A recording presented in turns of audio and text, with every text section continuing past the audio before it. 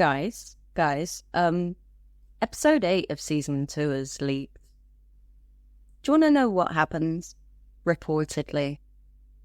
Well, it looks like we start off with a scene with Tywin Lannister treating with the Triarchy, and, yeah, you know him. He's very like, it doesn't look like it's going very well for him. He's all like, I'm not really sure if I can do that for you, and they're demanding a lot. It seems like they're quite aware that the crown, the green crown, needs the Triarchy more than the Triarchy needs them right now. We get a scene with Aegon in his bed, obviously still recovering, and Maester Gerardys is there seeing to him, and he's like, he's been refusing milk Poppy because obviously Larys was like, it might dull your pain, but it dulls your senses. So, abstain from that. And Aegon's like, a little bit of rum wouldn't go amiss.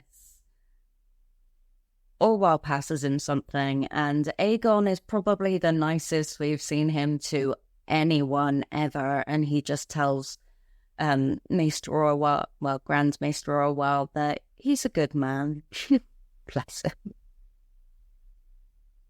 So he gets a visit from Larys, who updates him that Aemond has burnt that town sharp point.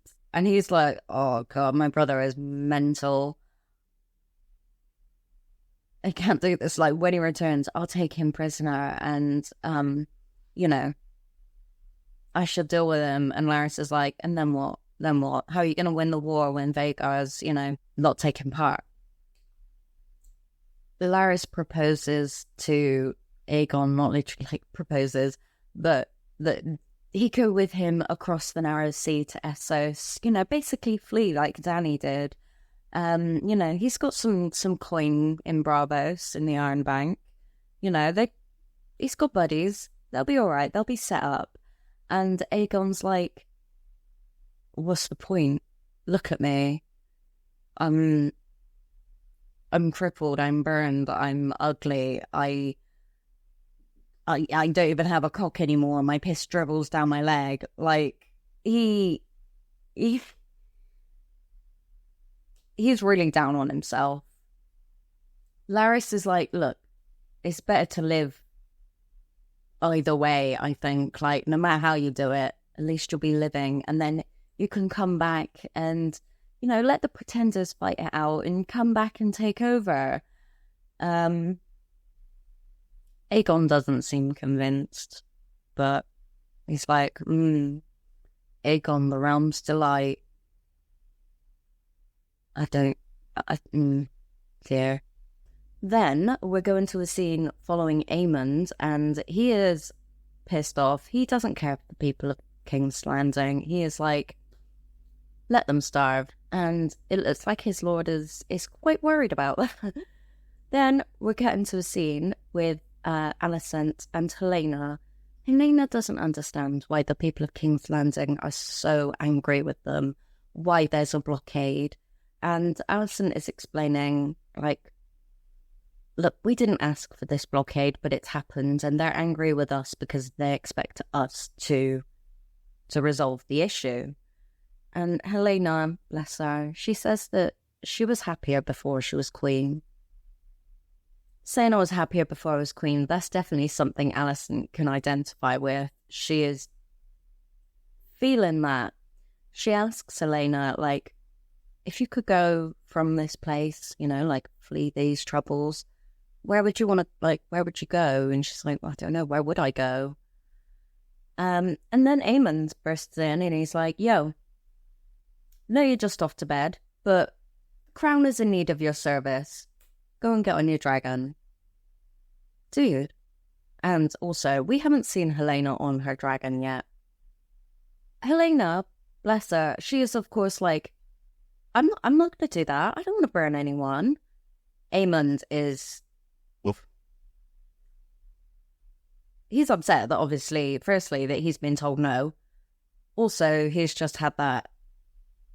They've got a fucking dragon. We need to go and fight. And Helena's still like, no, I'm not going to do it. He grabs her literally manhandles her, trying to get her out of the room. Alison, thank God, manages to wrestle Helena free, and is like, You're good at what? Burn small folk because you've been insulted. Yeah, we're in trouble, but you can't fix it like this. And so Aemon storms off. Alison then goes to the Maester, the Grand Maester, and is like, look, I need your help. I need you to help get me passage out of here, and I need your discretion about it. Aemon goes creeping up on Helena and is like, come with me, come on, let's go and burn Haren Hall. Let's show our enemies that we treat treachery with fire. And Helena's like, no, I won't do it. Well, if I say no, are you going to burn me like you did Aegon? Aemon's like, that's a lie. Helena's like, I saw it. I saw you burn Aegon. Helena basically prophesizes to him, like, you're gonna die in the God's eye, and Aegon will live on his wooden throne. So probably, like, you know, being carried around like Viserys, or maybe wheelchair styly like Bran. But he's yet to see victory. You're gonna die, and killing me, it's not gonna change that. It's not a threat, it's just fully prophesizing. We get a scene on Dragonstone in the council room where Hugh, Jace, and Ulf are in there. Ulf is, well, he's quite literally pissed as a lord now. He's got his feet up on the table. Jace is like, yo, you owe me an apology. Ulf gets up and hugs the guy. He's like, oh, my young prince, like, and look at your hair. And they say, like, you know, like, look at Targaryen, we're both dragon riders. Oh my God, what the... Like, that is the wrong thing to say to Jace. He is very touchy about his heritage. Hugh begs for a little bit of mercy for Ulf, because he's not used to these lordly ways and, you know, general manners. But Jace is pissed off because he's revealing Aemon has burned a local village to the ground, all the small folk. Obviously, in his wrath of seeing Ulf flying around fucking King's Landing. And yeah, he obviously berates Ulf and is like, look, you're here to help us, not hinder us. Ulf is like, look, I'm sorry, you're my prince. You know, it won't happen again. They're dismissed. We also get a scene between Corlys and Rhaenyra where they're discussing Helena riding Dreamfire and being part of the war. And they kind of decide, well, she's not a fighter. Yeah, Dreamfire is a formidable dragon, but Helena's not a fighter. I don't think, they don't think that the Greens can really count on her on their side as, you know, part of the dragon army. And Corlys also says that he's renamed his ship the Sea Snake. He's going to go and rejoin the blockade on the morrow to the Queen Who Never Was, which I'm pretty sure in, you know, ship lore, it's bad luck to rename a ship, is it not? I'm pretty sure it's bad luck.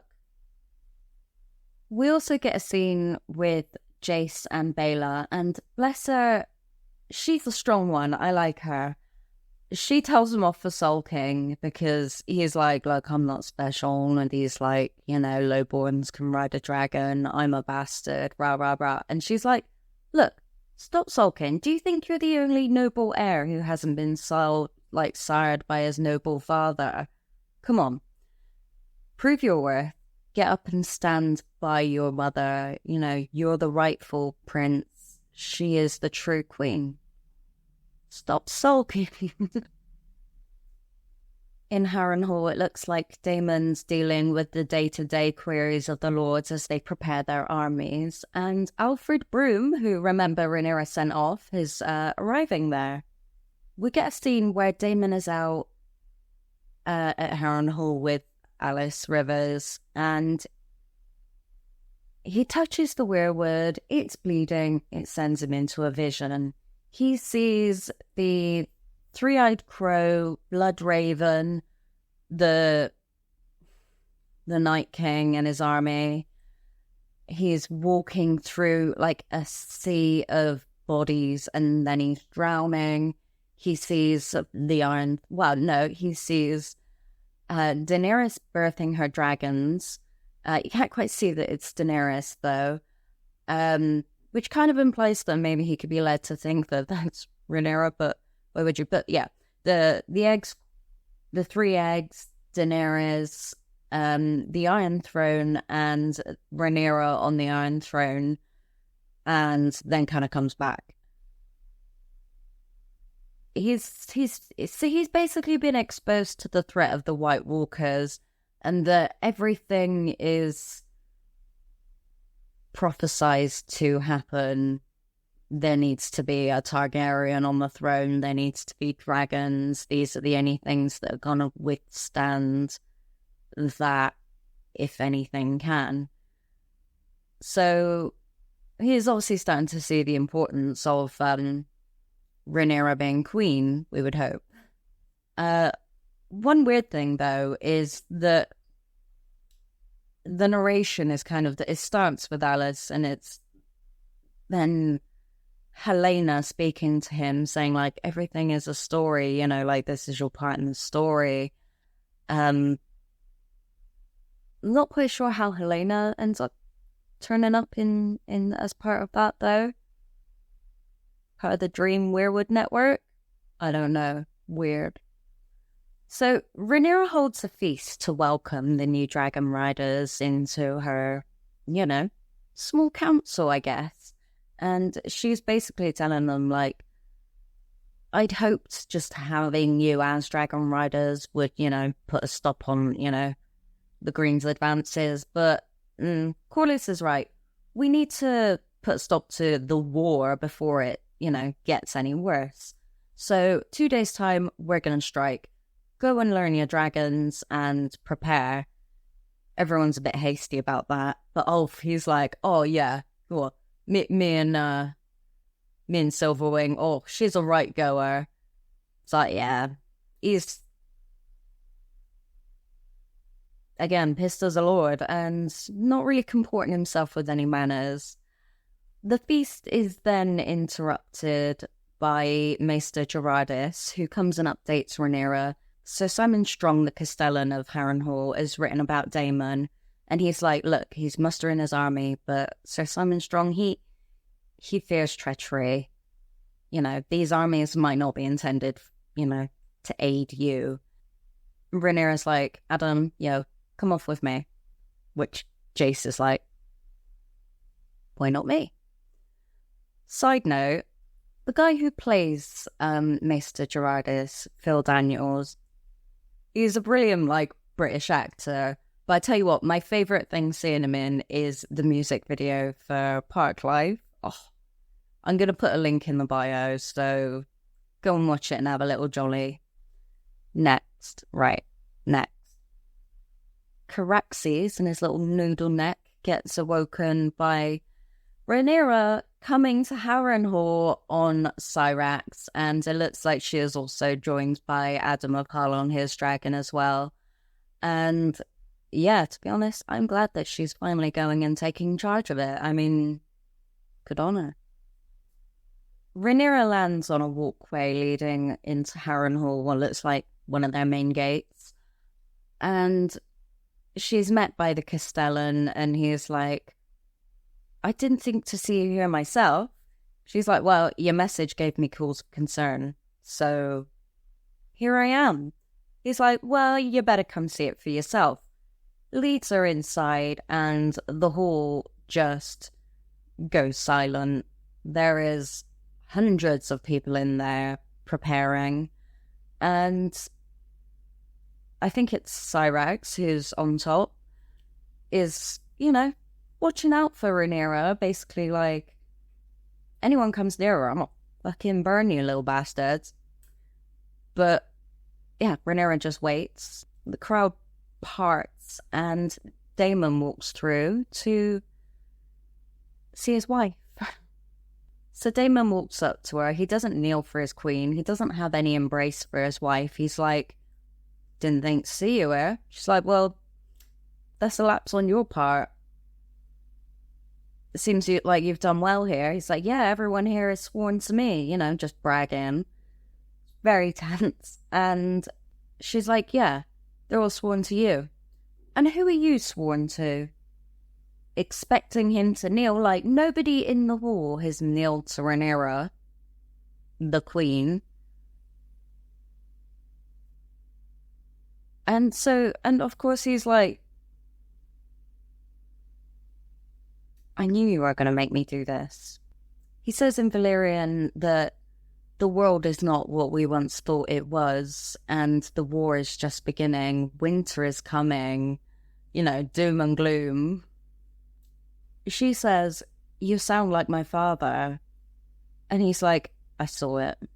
I've seen it. I know that we can't withstand it.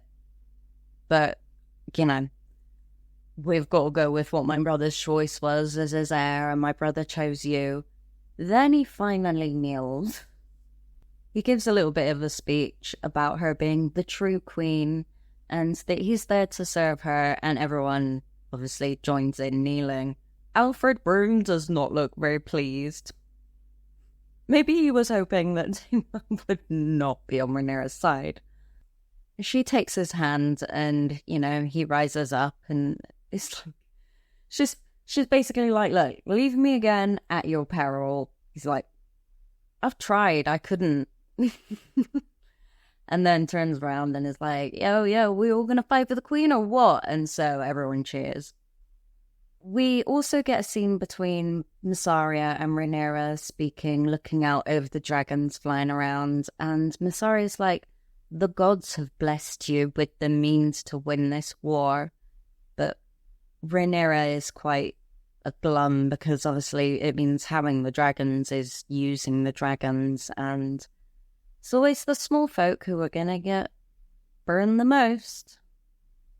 Well, you remember Alison wanted that passage? It was for her. She goes and visits Rhaenyra. Rhaenyra's asleep and is woken by her guards and is like, you might want to come and you got a visitor. And Alison is there. Alison is basically like, I'm sorry, I've made a mistake. I thought there was security in following the paths laid out for us. Obviously, I was wrong. She's like, have you even had a lover? And Rhaenyra picks up on that. She's like, oh, the unsullyable queen, you know, she's sullied herself. She says to Rhaenyra that it was only after Viserys died that she took comfort in another's arms. Alison basically says, like, I've had some time to think. Away from the city, I felt a weight lifted, and I don't want to rule. I don't want anything to do with ruling anymore. I want to just go and take my daughter and her children and leave this all behind. Rhaenyra's like, it's too late. You said it yourself, like, blood has been shed. Go then. Why have you come here? What, do you think you were going to be absolved? What did you want from me? And Alison then goes on and talks about Viserys truly loving Rhaenyra's mum, and, you know, she sustained him. And Rhaenyra's like, what, so you think he faltered at the end? Alison plays past this, and she's like, look, Aemond and Cole are going to the Riverlands. They're gonna be fighting. Helena will be the the ruling person in King's Landing at that time. If you come, then I will ensure you safe passage, you know, come and take over. Rhaenyra's like, and what have they gone? Huh? What about the king himself? Alison's like, he's a broken man. He is burned and spent his day in terror. He is not in a good way. He's no threat to you. And I think I can get him to bend the knee. Rhaenyra's like, no, he can't bend the knee. I've got to be seen to, like, take his head. Do you know what I mean? I've got to be seen to actually conquer and dispel this person. Do you know what I mean? You know that, Alison. You know you can't have everything. You know I need to take his head. So Alicent leaves to presumably go back to King's Landing, and we see the Dragon Riders preparing themselves in armor. The Hightower army look like they're entering the Riverlands. The Starks are coming across the bridge, down at the Freys. Jason Lannister is also out with his army, and it looks like they're reaching the Trident. Tyland Lannister is coming across the Narrow Sea with a fleet, and Corlys is also going towards his own fleet. He's on a little rowboat going out to his big boat, the renamed one. I think that's a bad decision. I love Rhaenys, but I don't think it's good luck to rename your ship. Rhaena is running, and she finally finds Sheep Stealer, and then it cuts to Otto, who looks like he's in a cell. He doesn't look like he's in a very good way. Larys and Aegon are in the back of a wagon. Looks like they're doing a runner, and it looks like it ends on the two queens looking out, mulling over what is about to happen. Should Rhaenyra go to King's Landing whilst Daemon's away? And there's war in the Riverlands. And that's what we're going to see in season 3. But hey, still looking forward to actually seeing the full episode come out and watching everything play out as it does. Anyway, let me know what you think. Are you excited for the last episode? Are you still going to watch it? I mean, I am. You got to do a complete. You got to see things through to completion, right? So, there we go. You have a good day. I'll see you next time. Cheerio. Oh yeah, don't forget to like and subscribe as well. Bye.